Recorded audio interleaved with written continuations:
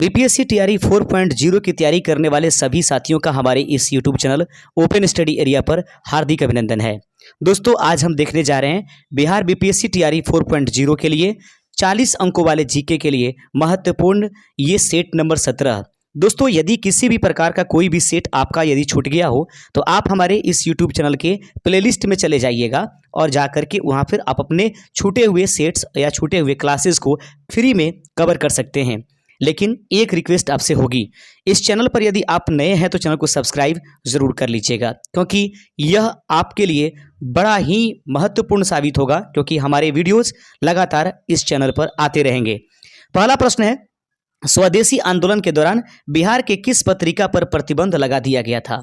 स्वदेशी आंदोलन के दौरान बिहार के किस पत्रिका पर प्रतिबंध लगा दिया गया था? पाटलिपुत्र, सतयुग, स्वराज कथा या उपर्युक्त में से सभी? दोस्तों, पाटलिपुत्र, सतयुग और स्वराज कथा ये तीनों के तीनों पत्रिकाएं हैं और स्वदेशी आंदोलन के समय इस पर जो है प्रतिबंध लगा दिया गया था। उपर्युक्त में सभी के सभी इसका सही आंसर है ऑप्शन नंबर डी। इस प्रश्न का राइट आंसर हो जाएगा। दोस्तों, 40 प्रश्नों में आप कुल कितने सही आंसर कर पाते हैं, जरूर आप हमें यह कमेंट कर दीजिएगा ईमानदारी पूर्वक। प्रश्न है दूसरा नंबर, किस सम्राट ने प्रयागराज में कुंभ मेले की परंपरा शुरू की थी? याद रखिएगा, प्रश्न है कि किस सम्राट ने प्रयागराज में कुंभ मेले की परंपरा को शुरू किया था? दूसरे का सही आंसर है ऑप्शन नंबर सी, हर्षवर्धन। वह सम्राट हर्षवर्धन है जिन्होंने प्रयागराज में कुंभ मेले की परंपरा को शुरू किया था। दोस्तों, इस सेट का तीसरा नंबर क्वेश्चन आपके स्क्रीन पर ये रहेगा और ये है कि गांधी जी ने चंपारण सत्याग्रह किस उद्देश्य से शुरू किया था? यानी कि गांधी जी चंपारण सत्याग्रह को किस उद्देश्य से शुरू किए थे? किसानों की स्थिति सुधारने के लिए, नमक कानून तोड़ने के लिए, भारतीय स्वतंत्रता के लिए या सामाजिक सुधार के लिए? सही आंसर है दोस्तों कि चंपारण सत्याग्रह स्टार्ट करने का जो कारण था या उद्देश्य था गांधी जी का, वो था किसानों की स्थिति सुधारने के लिए। ऑप्शन नंबर ए इस प्रश्न का राइट आंसर हो जाएगा। चौथा नंबर क्वेश्चन है कि किस गुप्त शासक को भारतीय नेपोलियन कहा जाता है? यानी किस गुप्त शासक को भारत का नेपोलियन कहा जाएगा? कुमारगुप्त, चंद्रगुप्त, स्कंदगुप्त या समुद्रगुप्त? इस प्रश्न का राइट आंसर हो जाएगा समुद्रगुप्त को भारत का नेपोलियन कहा जाता है। अगला क्वेश्चन देखिए दोस्तों, सबसे ज्यादा ध्यान रखिएगा कि इसमें हर कंटेंट से आपको वीडियो प्रश्न मिलेंगे, चाहे जीके हो या मतलब साइंस हो, इतिहास हो, भूगोल हो, करेंट अफेयर्स हो, ये सारी चीज़ें आपको इसमें मिलेंगी। तो बिल्कुल ध्यान ना करिए, वीडियो को लाइक करके और चैनल को सब्सक्राइब जरूर कर लीजिएगा। दिल्ली सल्तनत के किस शासक ने खुद को सिकंदर-ए-सानी घोषित किया था? दिल्ली सल्तनत का वह कौन सा शासक है जिसने खुद को सिकंदर-ए-सानी घोषित किया था? पांचवे का सही आंसर हो जाएगा option number A, Alauddin Khilji. Option number A इस प्रश्न का राइट आंसर हो जाएगा। छठा नंबर क्वेश्चन है कि पानीपत का तीसरा युद्ध किनके बीच में हुआ था? पानीपत का तीसरा युद्ध किनके बीच में हुआ था? छठा का सही आंसर है मराठा और अफगानों के बीच में पानीपत का तीसरा युद्ध हुआ था। ऑप्शन नंबर ए इस प्रश्न का राइट आंसर हो जाएगा। अगला क्वेश्चन है दोस्तों, 7वां नंबर क्वेश्चन आपके स्क्रीन पर है और प्रश्न को ध्यान से देखिए। प्रश्न कहता है, भगत सिंह को फांसी कब दी गई थी? 7वें नंबर प्रश्न का राइट आंसर हो जाएगा भगत सिंह को फांसी सन 1931 ईस्वी में दिया गया था। ऑप्शन नंबर सी इस प्रश्न का राइट आंसर है। अगला क्वेश्चन याद रखिएगा दोस्तों, आप हमसे पहले आंसर कमेंट करते चलिए ताकि आपको एक अंदाजा लग पाए कि इस रियलिटी में यानी कि सच्चाई पूर्वक आप कितने सही आंसर कर पाते हैं। अशोक ने किस युद्ध के बाद बौद्ध धर्म अपनाया? अशोक ने किस युद्ध के बाद बौद्ध धर्म को अपना लिया था? 8वें का सही आंसर है, याद रखेंगे, अशोक ने किस युद्ध के बाद बौद्ध धर्म अपनाया था? याद रखेंगे, सही आंसर है 8वें का ऑप्शन नंबर ए, कलिंग युद्ध के बाद जो है अशोक ने बौद्ध धर्म अपना लिया था। ऑप्शन नंबर ए इस प्रश्न का राइट आंसर है। 9वां नंबर क्वेश्चन दोस्तों कि स्वराज पार्टी की स्थापना किसने किया था? स्वराज पार्टी की स्थापना कौन किया था? सही आंसर है 9वें का option number B, Chittaranjan Das और मोतीलाल नेहरू के द्वारा स्वराज पार्टी की स्थापना की गई थी। अगला क्वेश्चन 10वां नंबर प्रश्न देख लीजिएगा, किस शासक ने महाबलीपुरम के सूर्य मंदिर का निर्माण करवाया था? वह कौन सा शासक है जिन्होंने महाबलीपुरम में के सूर्य मंदिर का निर्माण करवाया था? 10वें का सही आंसर हो जाएगा option number A, Narasimha Varman one. Option number A इस प्रश्न का राइट आंसर हो जाएगा। 11 नंबर क्वेश्चन आपके सामने है कि गंगा नदी में मिलने वाली सबसे लंबी सहायक नदी कौन सी है?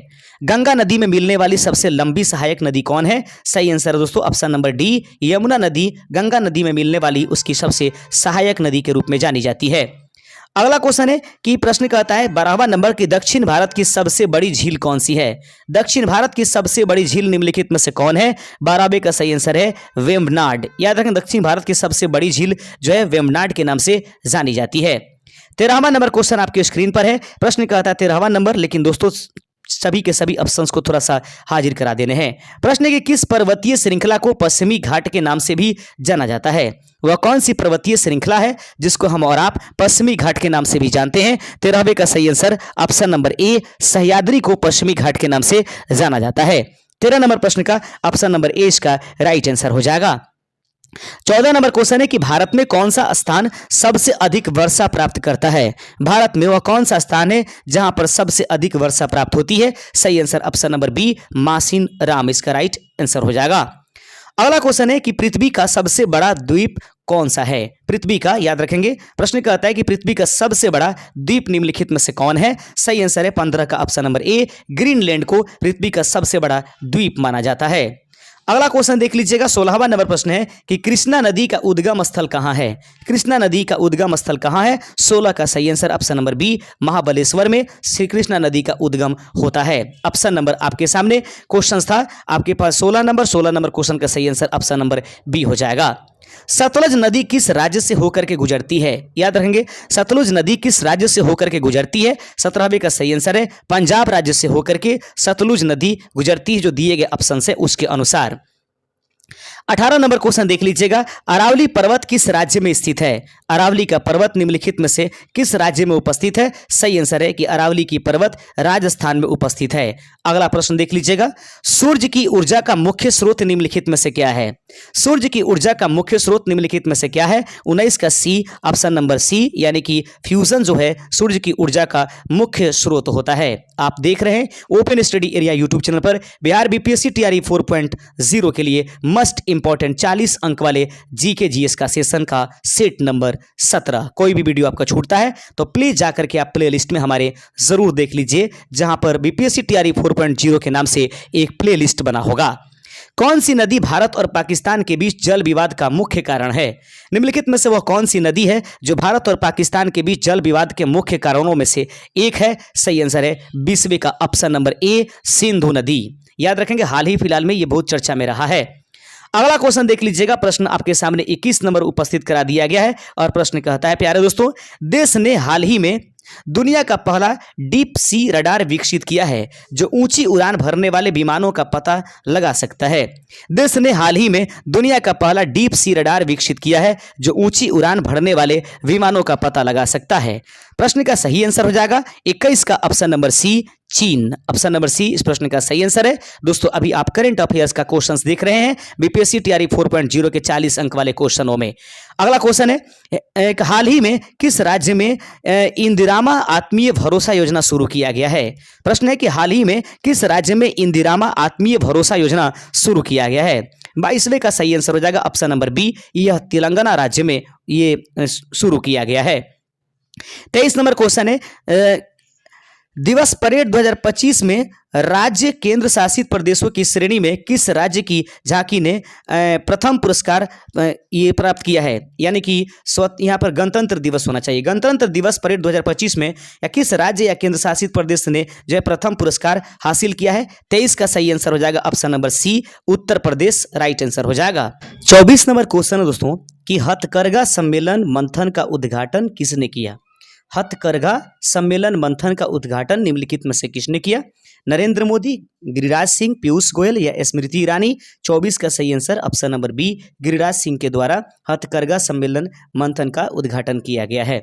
25वां नंबर क्वेश्चन है कि हाल ही में राष्ट्रपति द्रौपदी मुर्मू द्वारा कितने बच्चों को प्रधानमंत्री राष्ट्रीय बाल पुरस्कार 2025 से सम्मानित किया गया है?